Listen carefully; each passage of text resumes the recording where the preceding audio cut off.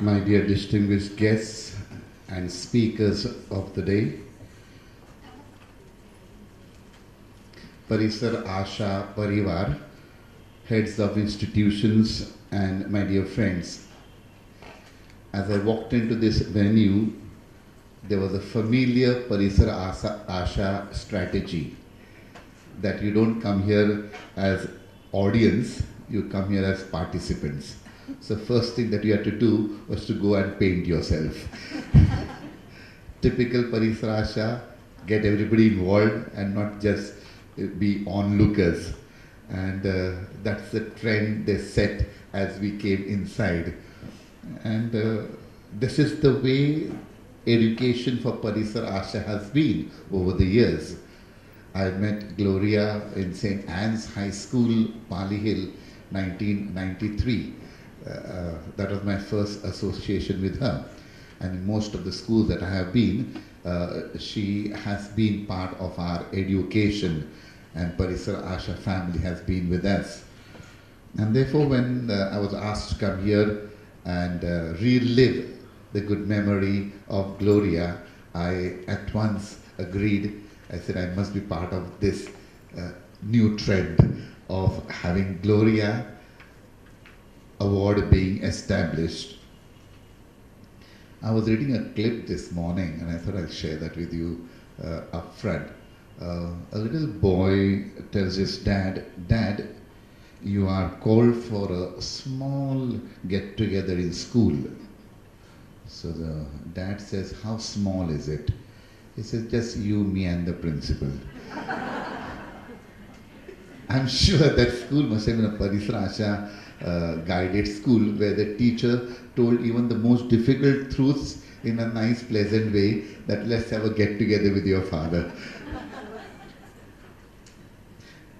That was Gloria. Gloria D'Souza, the founder and the director of Parisar Asha, very passionate, so passionate that she traveled across Mumbai and India to kind of sell this idea.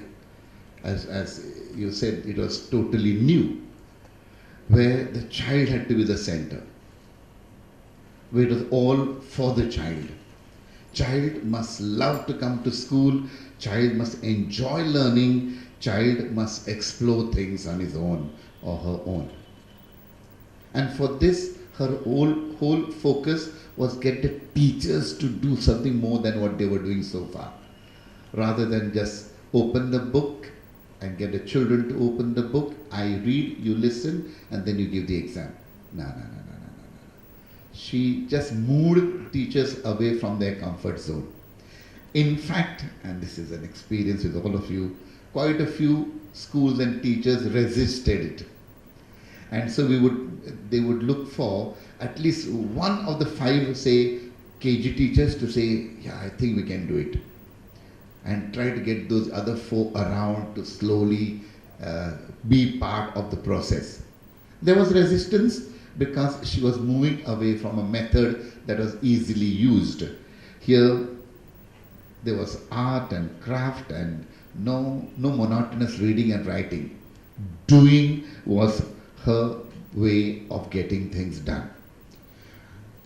In the schools that had teachers who were enthusiastic, it caught on immediately. Other schools, it was more difficult. And then Parisar Asha, Gloria with her team would visit those schools often to support them. Other schools they knew they could manage with a monthly visit. This school they had to go every week. And they did that. And Gloria, with her, even with her health towards the end, then stopped coming to school to be part of the process, part of kind of getting even those teachers who were reluctant, getting them around this idea of doing things with activities. She was very motherly. In fact, sometimes too motherly. But that was her way of getting people along with her to this idea of child-centered education, exploring education, exploring nature. This gift that she has given to education for these 33 years, Parisar Asha.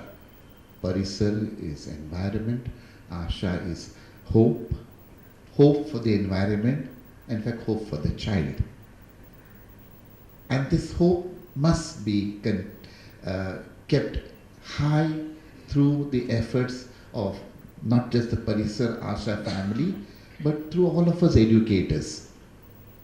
In our own way, if we can make child the focus in joyful learning.